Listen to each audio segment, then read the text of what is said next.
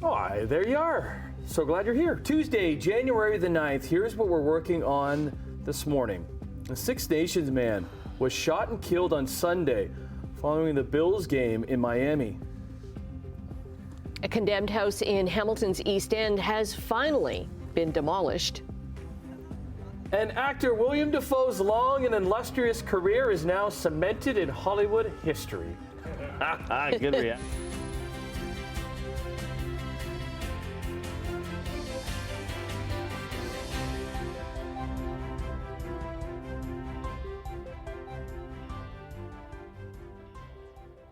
Okay, we got something right off the top here before we get into your forecast, Brian, because a quick heads up for Halton students, because the school board has canceled buses for Zone 3.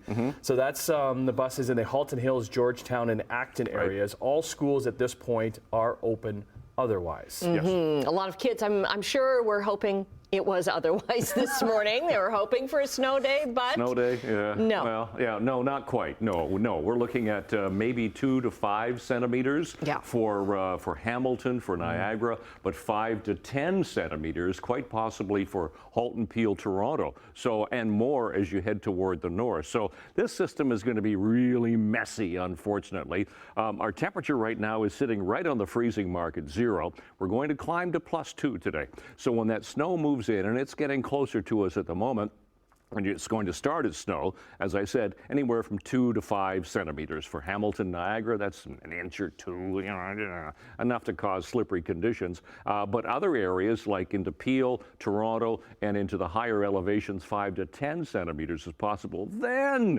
as the temperature goes up, it changes over to rain, and that rain is going to be heavy at times.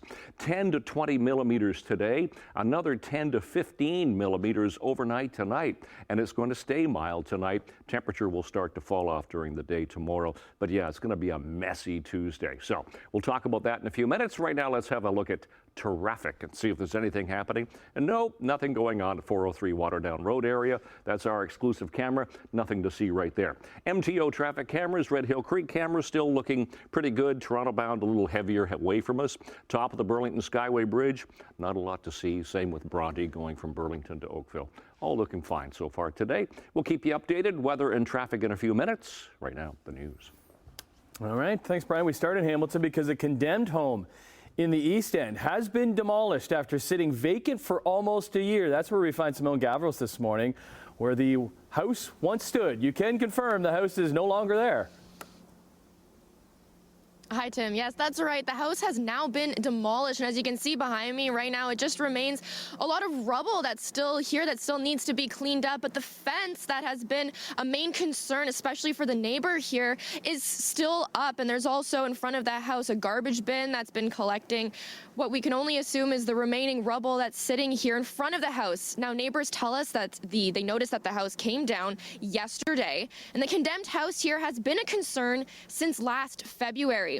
The house was sold but left vacant when the owner didn't move in, and then it sustained structural damage when the basement flooded. Now, the city put up a fence around the house, fearing that it would collapse, and that fencing has sat right in the neighbor's driveway, meaning that they haven't been able to use it for nearly a year.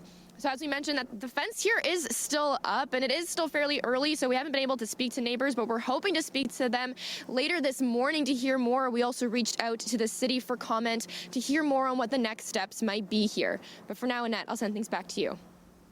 Okay, thanks very much. Well, a fire that started in a shed caused a multi-alarm fire in central Hamilton. It started just after 4 yesterday afternoon near Robert Street and West Avenue. Flames at the back of a home on West Avenue had spread to a 2.5-story building with 4 apartments on Robert Street. Extra crews were brought in to keep the fire from spreading to other homes. Everybody got out safely, but 5 people have now been displaced. The fire department suspects a problem with a heater in the shed could be the cause. Damage is set at about $300,000. Well, many rural farmers in Hamilton are concerned they could be charged thousands of dollars as the city is set to begin charging all residents a new stormwater fee next year. So the new system, which is set to start in September of 2025, means the average household will pay around $150 for this new fee. That money will go towards helping the city cover an estimated $54 million needed to better manage stormwater. But that fee varies depending on how many impervious surfaces are on the land that direct rainwater to the sewers. Now, under the city's proposal, farms will be charged using the same system as big box stores that have massive paved parking lots. The move is to help deal with the rising cost of flooding. But some farmers say they contribute very little to this problem. I don't understand how they can charge farmers or any rural properties with water coming off of their roofs. We don't have any sort of sewer system, so how does that affect us? So the city is looking to rework some of the system and introduce a new rebate program so farmers who don't contribute to the stormwater system can lessen their fee. Meanwhile, rural Hamiltonians are planning a community meeting at the Ancaster Fairgrounds this Thursday to voice their concerns. City of Hamilton has launched a new way to improve emergency response times in farm fields. Under the Farm 911 project, parcels of farmland that don't have a municipal address will be given a unique number. Those numbers will help emergency responders identify the property more quickly during critical situations. The goal is to ensure that the properties are assigned an emergency access number or a Farm 911 number. This will include the provision of a red and white number sign, which will be installed at the driveway entrance to the fields. And this will differentiate them from the green and white signs that people are used to seeing in the rural area. It will allow emergency responders to know that they're responding to an incident on a vacant field, and it'll help them locate the property more quickly. The program is voluntary and it's free to get a number. This is inspired by a tragic accident involving a young girl on a family farm in eastern Ontario. To enroll, just visit the City of Hamilton's website. And the Hamilton Fire Department has a warning for anyone with a barn on their property. They say the leading cause of barn fires is a faulty electrical system. Corrosive environments can cause systems to degrade, and they should be regularly inspected by a licensed electrician. They recommend checking the location of heat lamps, making sure wiring isn't damaged, and cleaning dust and cobwebs from electrical outlets. Well, a closure in St. Catharines to tell you about. The Welland Canal Bridge at Glendale Avenue is going to be closed to all traffic from 9 this morning until 4 this afternoon for maintenance work that's being done for a second day. Drivers and pedestrians are asked to avoid the area during this scheduled closure. The bridge is expected to fully reopen tonight. All right, Sportsline time and big news from Leafland as they return home from a successful road trip as they have locked up another one of their core four as William Nylander has signed the largest contract in Maple Leafs history. The Leafs and Willie have agreed on an 8-year, $92 million contract extension, and despite Austin Matthews making more money a year, in terms of total value, it is the richest deal in Leaf history. Nylander, who was set to be a free agent at the end of the season, forced the Leafs' hand with his amazing play through 37 games. 27-year-old leads the team in points with 54, including 21 goals, which is tied for 5th best in the league. Already in his 8th season with the club, the 8th pick overall back in 2014 has a no-trade clause, including in this deal, meaning he will be a Maple Leaf for a long, long time. Lots more thoughts on this coming up in Sportsline, but Willie Stiles and the Leafs are back on the ice today when they return home from that 3-0 West Coast trip by hosting the team they just beat on Saturday, the woeful San Jose Sharks. It was Nylander who had 2 goals and a helper in the 4-1 win. The Sharks, they have dropped 11 straight. Bit of a surprise from the Brantford Bulldogs. Despite sitting second in the Eastern Conference, the Dogs made a splash in the trade market by shipping their prize defenseman Jorian Donovan to Saginaw for 8 draft picks. Donovan, selected in the 5th round by the Senators in the 2022 draft, just got back from playing for Canada at the World Juniors. 19-year-old blue liner scored 24 goals, 71 assists, and 152 games for the Dogs. The trade deadline in the OHL is tomorrow at noon. There's Jet Holmgren. There's Alexander. Count it. Yeah, on the hard court, Hamilton, Shea, Gilgeous, Alexander, and his OKC Thunder back on court in D.C. to face the Wizards, trying to snap a mini 2-game slide. And who else but SGA was leading the way with his steady Eddie play, scoring over 30 points for the 26th time this season, which is tops in the league. Also dishing it to Chet Holmgren, who had 31. Shea finished with 32 in the 136-128 win. They're in Miami tomorrow. Raptors in LA to face LeBron and the Lakers tonight. Donovan Edwards, who scored the touchdown in the first possession, back in the game, and he's loose again. Edwards off and running. Welcome back, Donovan Edwards. Yeah, we finished in Houston for the college football national title, where it was all Michigan over the previously undefeated Washington Huskies. The Wolverines used a dominant running attack with Donovan Edwards running in 2 touchdowns. They had over 300 yards on the ground. Michigan, they steamroll Washington 34-13 to win their first national title since 1997, giving coach Jim Harbaugh his first title in 9 years as coach of Big Blue. Expect him to jump to the NFL with a number of openings in the coaching ranks. Away we go into this Tuesday morning. 6:10 is the time. Quick check on traffic because I got a lot to talk about in the forecast. So here's the 403 and Waterdown Road. Again, nothing to see there. MTO traffic cameras will just bring you around the horseshoe briefly. Welland and St. Catharines looks good. That camera's gone for some reason. In the 403 junction, nothing there. Oh, we're having fun with cameras today. Here's the QEW at Cooksville Creek. Well, we'll start search. We'll put out a search party for some of those cameras. All right, let's get right to our forecast, because this is where we're going to take our time here today and talk about what's going on. So temperature right now 0. We have an east-northeast wind at 17 kilometers an hour.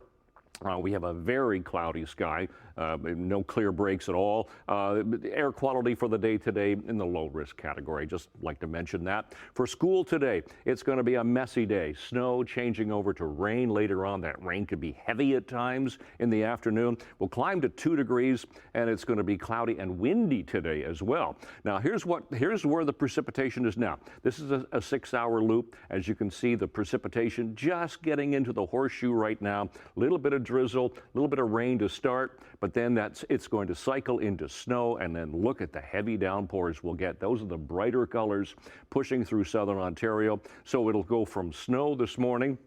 Not a lot, 2 to 4 centimeters, maybe 5 to 10 for Halton, Peel, Toronto. But that low pressure system is going to push all that precipitation across us during the day today, tonight, into tomorrow, some flurries. And then another low is going to go by us on Thursday, bring us a little blast of snow again. But today, 2 to 4 for Niagara, Hamilton, 5 to 10 for Halton, Peel, Toronto. Temperatures anywhere from 1 to 2 degrees to 3 and 4. Tonight, temperatures actually go up to 4 and 3 for Niagara. 2 degrees, they stay there. But the rain this afternoon, 10 to 20 millimeters, cycles into rain tonight, sticking around 10 to 15 millimeters overnight tonight. And then tomorrow, we get the flurry activity as the temperatures fall during the day. So it'll be +1 to 0 to -1 for the day tomorrow, after a couple of, mild today and mild again overnight tonight. So stepping out the door, 9th morning of January, it is cloudy. The winds are still fairly light, but they will pick up as the day goes on, and the temperature right now is sitting at 0. Long range in a few minutes. Annette, Tim. With that rain, we might be seeing that grass tomorrow on that front lawn. Oh, look who it is. Hello, Emily Vukovic. Hi, everybody. What you got? Well, Kevin Hart, funny man Kevin Hart, has a new Netflix movie out that's debuting this weekend. And Prince, Purple Rain, might be coming to Broadway. We'll talk about that. Oh, you know what? That would be a really good one to put on Broadway. Agreed. Just like the movie? The movie's 40 years old. It's horrible. And it's awful. Oh, it is. Have you not seen it? I have. I have. I was just, but it would be good to put it on stage. Agreed. To make up for the movie. And make it better. It is so musical, right? Yeah, okay. See you at the couch in a little bit. I'll be there. Coming up after the break, there may be some good news at the pumps this year. We'll tell you why.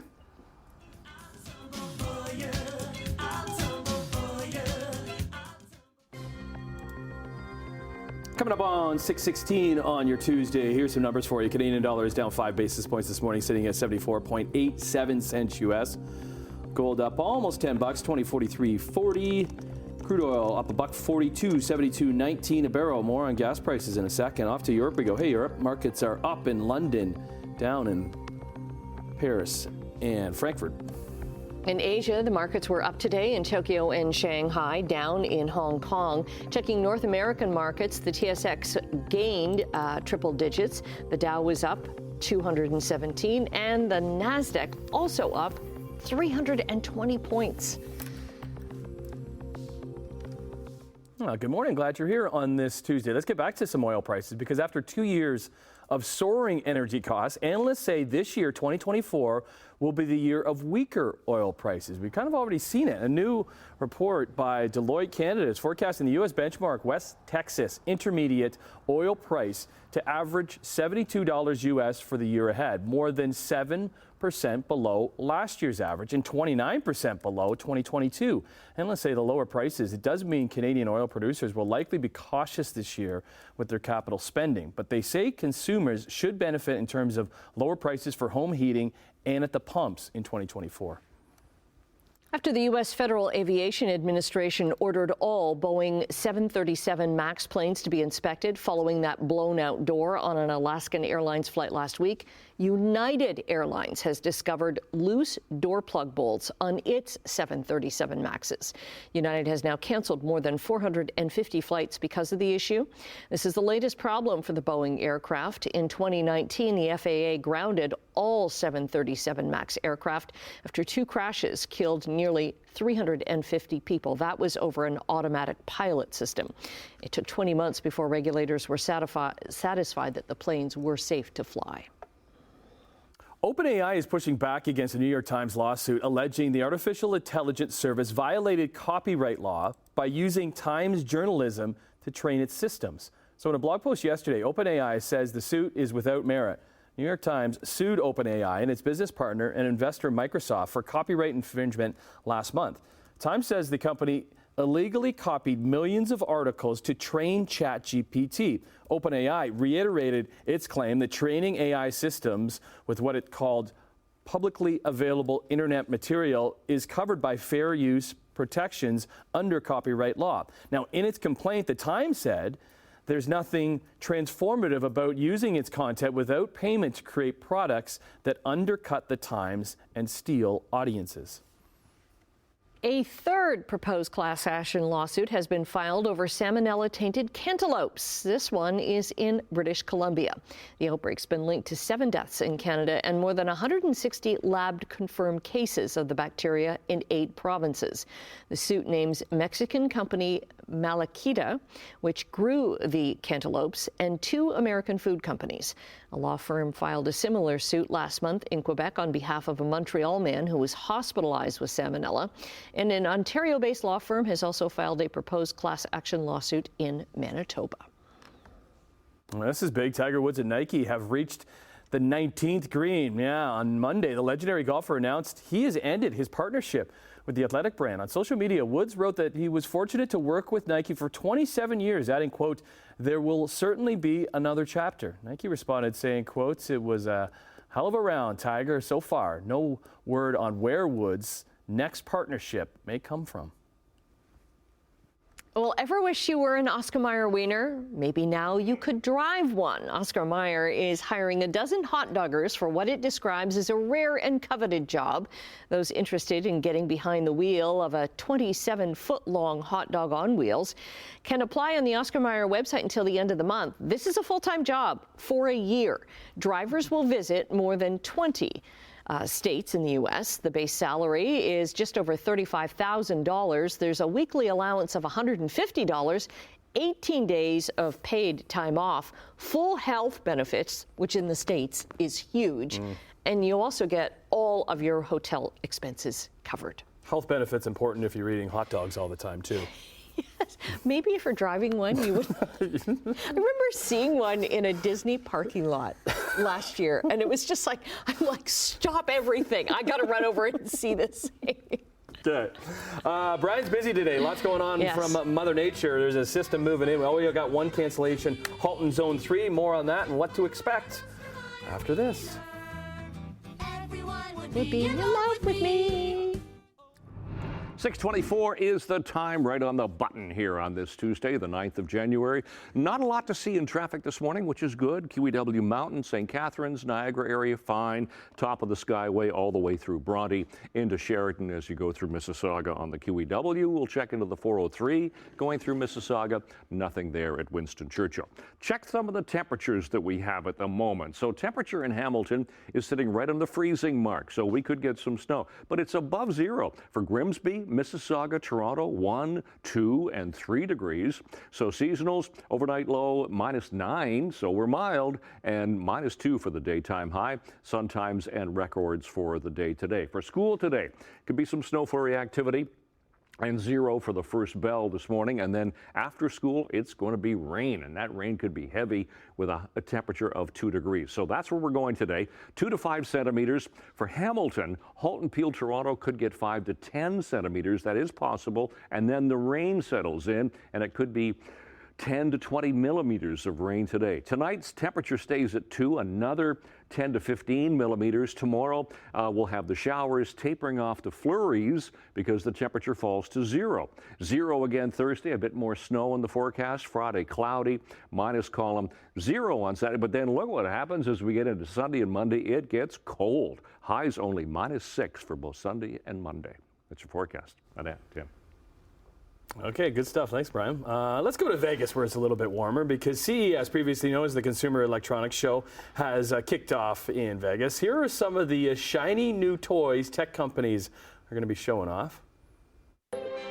Hey, Bolly. Follow me to the study. I gotta make a video call. Oh, hi, Pedro. Termina de trabajar y que descanses. Muchas gracias por tu esfuerzo. Hey, Bolly. Let's work out. Today is Upper Body Day. Great, start now. So that's Samsung's Bolly, an older robot with new AI upgrades and a built-in projector. The prototype is no bigger than a soccer ball and is going to be able to learn the layout of your house. It will come you when you call it and follow you around. Bolly can also control your smart household appliances and switch the lights on and off.